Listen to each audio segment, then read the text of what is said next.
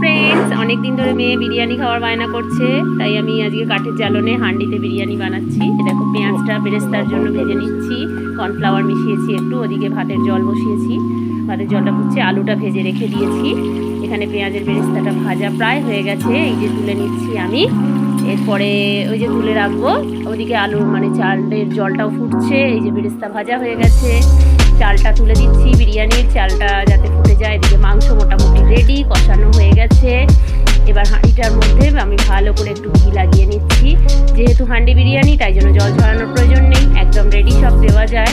এরপরে আলু, পেঁয়াজের বেরেস্তা এবং মাংসটা দিয়ে দিলাম, বিরিয়ানি মশলা, যাবতীয় যা জিনিস লাগে সমস্ত দিয়ে আটা দিয়ে মুড়ে আমার হাঁড়ি বিরিয়ানি রেডি।